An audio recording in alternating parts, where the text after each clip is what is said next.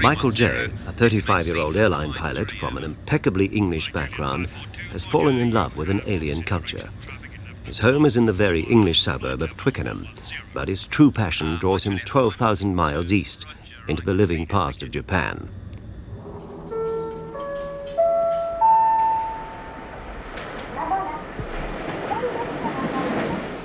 Michael J.'s in-laws, he married a Japanese girl 5 years ago, have secured a remarkable, indeed a unique honor for him. He's the first foreigner in 1,000 years to take part in the Soma wild horse chase, the most esteemed and venerable of all samurai traditions. To suggest an English parallel, it's as though a Japanese visitor had been invited to open the batting for Yorkshire. Odaka, which is the home of his wife Tokuko's family, is 150 miles north of Tokyo in the Soma region. This is an agricultural area, rich in history, and famous as the home of that extraordinary warrior class, the samurai.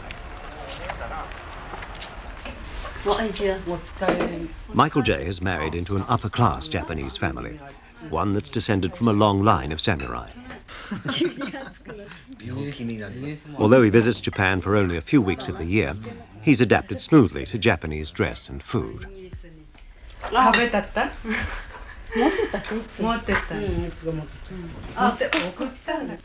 My wife speaks perfect English, and I've taught myself to speak Japanese, so I'm never left out of the conversation at home. I'm not sure that I always understand my mother-in-law, though.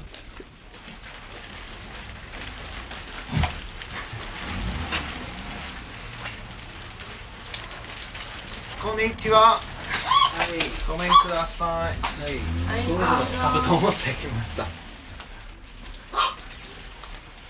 Unlike the locals who spend all year preparing, Michael J. has only a few days before the horse chase. He's bought his own set of armour, which he'll wear on the great occasion and which cost him £400. He's having it altered at this armour repair shop, where self-effacing craftsmen practice their esoteric skills.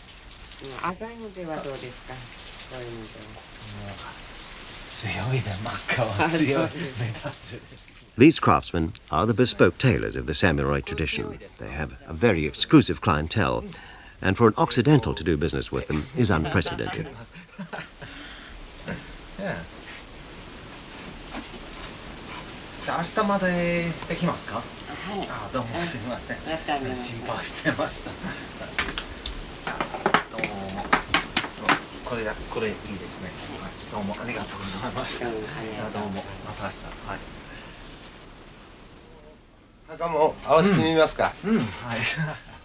Mike the foreigner, as he's known here, is being fitted for a samurai coat to be worn beneath his armour.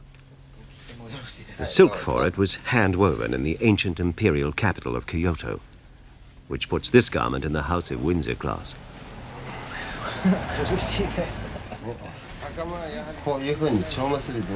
As a competitor in the wild horse chase, Mike J. is entitled to wear a samurai family crest on his tunic, and he's the first foreigner ever to have that distinction. The right is not automatic. It was bestowed on him because of his dedication to samurai culture.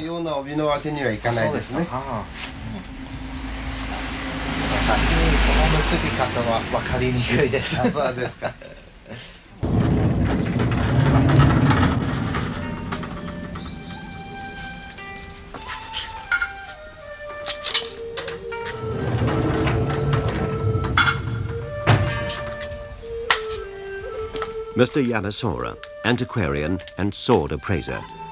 He's one of Japan's first authorities on samurai history and classical weaponry. Today he's expecting the English visitor.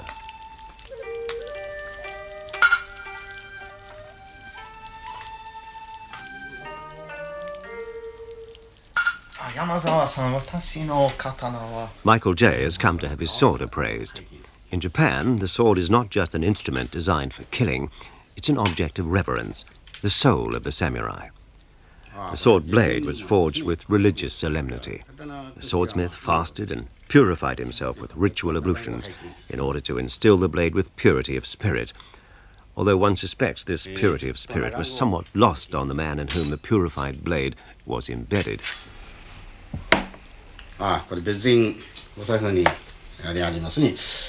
お財布に。お財布に助さんだとなっております。これ天正10年2月日となっていますんで。天正時代。10年ですね。そうするとまあ400年くらい前ですか。これは結構なもんです。形で。形でわかります。形とねこの刃文とそれからこの肌で鍛え肌でわかりますね。でこのなかなかこう居合なんかもマイクさんはおやりなそうで。そうですね。これはいいもんですね。居合とにはもったいないんですよ。そうですね。The sword carried immense social cachet. Only a samurai could wear one, and a man without a sword was not entitled to a family name. To wear one without authority was an offence punishable by death. It was considered unlucky to expose the blade without drawing blood. Swords were so important as symbols of rank and as instruments of honourable violence that firearms, introduced by Europeans in the 16th century, were ultimately banned by Japanese rulers. Guns were considered ungentlemanly because they threatened the dominance of sword-bearing samurai.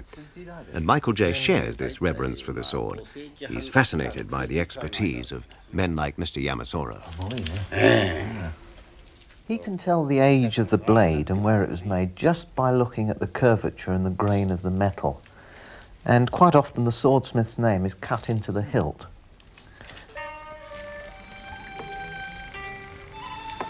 These are the banners, hand-painted on silk, that will fly from samurai armour on the great day. Mike J's design is an emblem worn into battle generations ago by one of his wife's ancestors. It's yet another unique honour for the foreign samurai.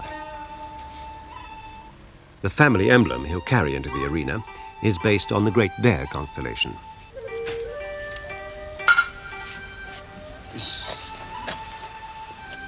Banners like these were more than heraldic badges or symbols of rank. They represented honour itself. The loss of one in battle would signify defeat. The samurai himself was expected to display blind allegiance to his lord.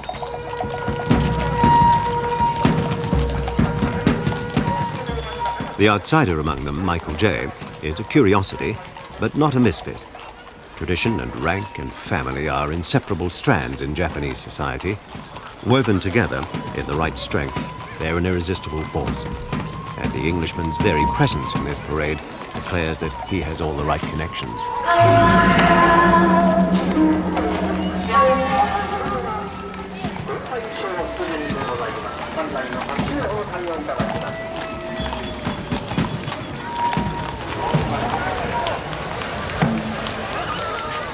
Today's a holiday and people have come from all over Japan to pack this amphitheatre.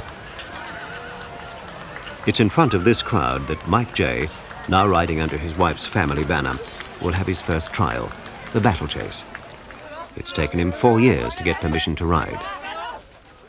The organisers were concerned for his safety, because this is a horse race without jockey club rules, a cavalry charge in which the riders are handicapped by 80 or more pounds of armour.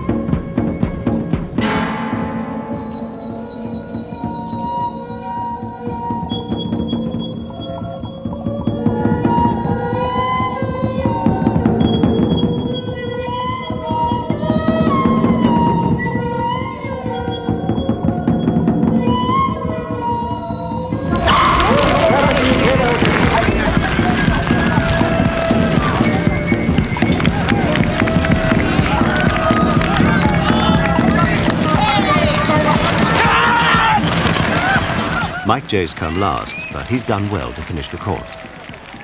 Here, the honor of merely taking part is more than a platitude. It's an idea rooted in the samurai code. Performance is not judged by victory or defeat, but by bravery. And so everyone who competed gets a prize from the samurai general. Mike the foreigner is applauded not as a game underdog, but as one who's been accepted into a privileged order.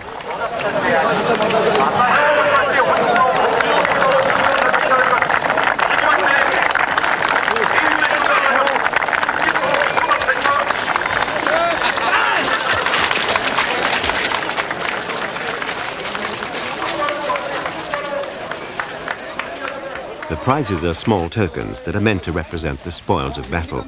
But for Mike J, of course, they represent much more.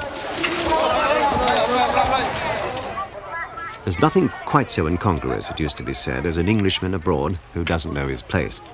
And could anyone be more displaced than this man from Twickenham, here on an alien plane in the battle dress of an ancient samurai? Or does he belong in his modest fashion to an earlier and admirable school of Englishmen abroad? The school of Burton and Lawrence and Thesiger, the romantic adventurers, whose hallmark was a passionate curiosity and even love for cultures alien to their own.